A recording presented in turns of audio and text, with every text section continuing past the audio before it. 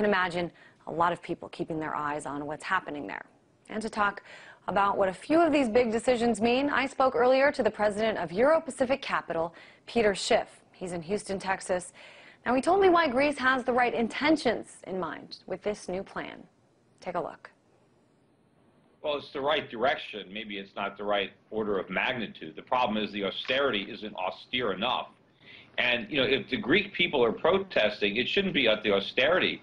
It should be the profligacy of the Greek government that made the austerity necessary. And as I said earlier, it's going to get more austere before it's over. But yes, they are moving in the right direction, albeit much more slowly than they should be. So you think further and larger cuts should have been made than were decided upon? Oh, absolutely, and I think they're going to be made. Very much indeed for a time. So Greece is clearing the last of the hurdles on its way to receiving the bailout cash. Aren't the cuts that have been introduced a necessary evil? Well, they're not even evils. They're necessary. In fact, you talk about reducing the minimum wage.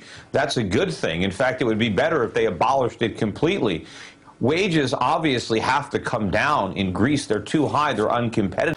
Today, austerity, sadly, and suicide go hand in hand in Greece. A study out directly links most suicides in 2009 and 2010 to the budget cuts there, saying over 500 Greek men took their lives in that period. In fact, that's an average of almost one person per day. The country used to have the lowest rate in Europe, but that number spiraled upwards when the economy crashed. Next, Maria Kosova speaks to some of those who've been driven close to the edge. It's hard to find a job. They prefer to get migrants who are cheaper and don't ask for any benefits, unlike us. Some Greeks end up on the streets, but others end up taking their own life, unable to handle the pressure and in growing numbers. I came close to committing suicide, and I believe many Greeks felt the same way. And for the first time, research shows that the rise in suicides here in recent years is directly linked to the spending cuts which have driven millions into unemployment. When it comes to Greece, it's mainly men aged 45 to 89 who are at a greater risk. People who would lose their personal identity, their identity as men, as providers, their self-concept would come in conflict with the conditions of worth according which they have been living their lives till then, which would make them prefer not to live. Aris works for Klimaka, an organization which offers free counseling to those thinking of taking their own lives. Pavlos considered doing just that when he lost everything a year ago. Could you tell us what made you try to commit suicide? It's a tragic story. I didn't have a place to live or somewhere to go, and I was taken to a priest who ended up being weird and took advantage of me. In that moment, I lost my mind, because I was 53 years old at the time, and the experience was very shocking for me. I didn't know what else to do. In that moment, I didn't know. 551 men committed suicide in Greece between 2009 and 2010. That's about one person a day. When I spoke to people in Athens, none seemed too surprised. According to the latest studies, there were 2 suicides a day on average in Greece in 2010, and half of them were solely because of the economic crisis. Did you know that? If you don't have money to take to your kids, your family, won't you feel pressure?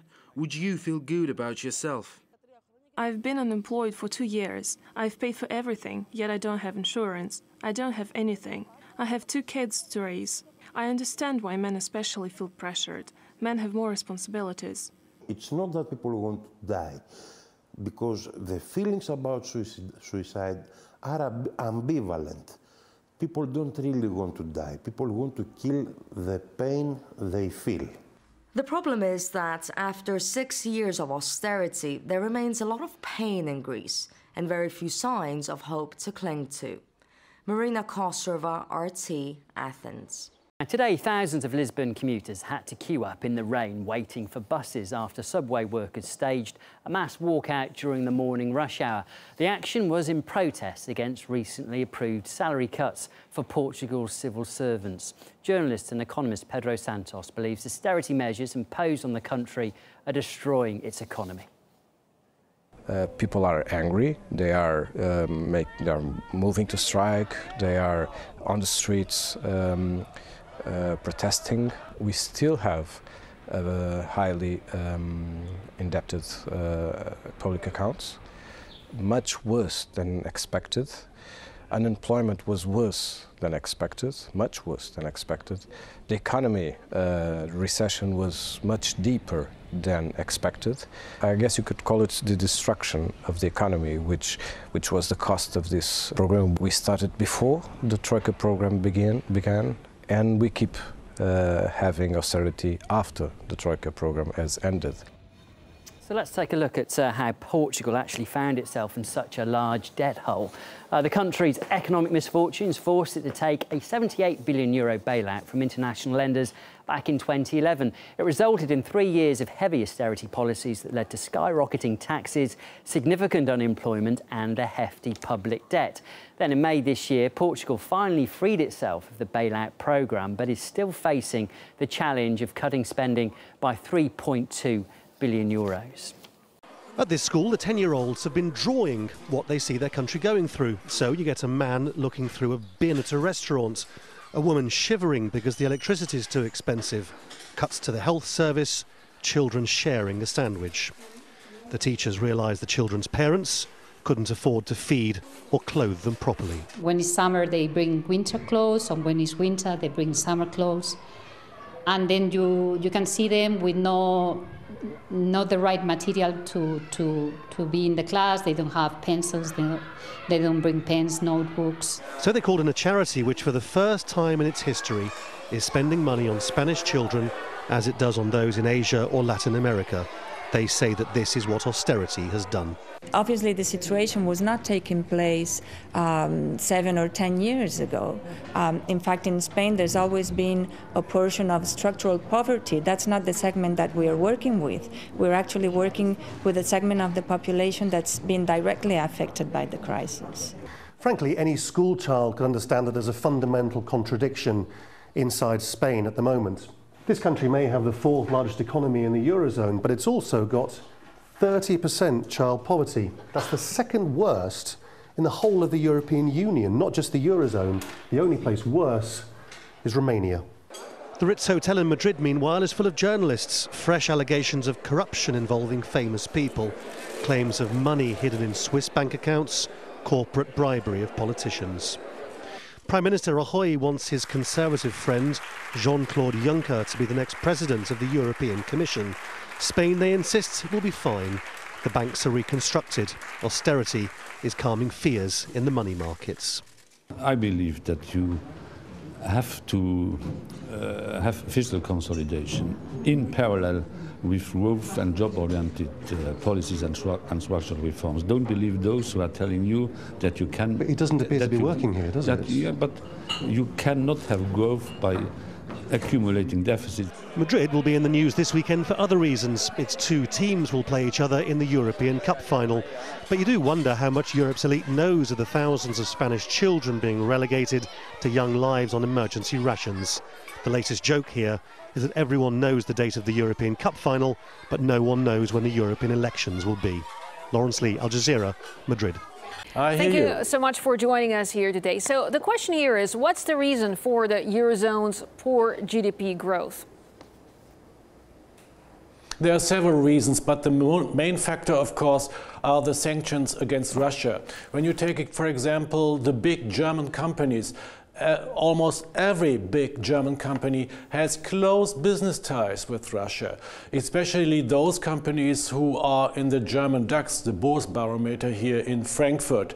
And everybody is suffering more or less. So at the end of the day, this has at least not only a psychological effect, those sanctions, but only a business effect. And we have enough problems here in Europe and especially in the Eurozone. So this is is something that we don't need. And if you speak to the business leader behind closed doors, they are all against these sanctions. Well, Angela Merkel says that her country is an example of how to combat a high deficit. So why are German businesses becoming ever more gloomy about the future? It's very difficult with the euro, of course. Many people see a new euro crisis popping up in the next time. We have problems in the south periphery of the eurozone. Also, France is in big difficulties. So all the problems that we had before in the so-called financial crisis, they have not been solved. The contrary is true. The debt have become even more. So this is what we are facing now. And everybody is saying here that the next crisis, the next financial crisis is due to come. By the way, not only in Europe, but also in the United States. Well, France's economy minister has been fired after criticizing Germany's austerity policy. Does that mean Hollande will try to follow Merkel's example? I don't think that France is able to follow Merkel's example. The French government always promised things to do to make austerity. But we know right now that austerity is not the solution to the crisis. If you see to the south of the Euro governments, Italy, Greece, Spain, and so on, we must admit that austerity has not solved anything but made things even worse. So it's no surprise that we have some resistance from France now. But on the other hand, I mean, spending money and making more debts is also not a solution. So we are in a real dilemma here. And when it comes back to Russia and to the sanctions, this is not helping us at all. Russia is a big, huge market for European companies. So it's very important that this market is functioning. But at the moment we have many problems there, and so the crisis that we are facing here in the Euro countries will become even worse. All right, Michael Ross, thanks so much for your analysis.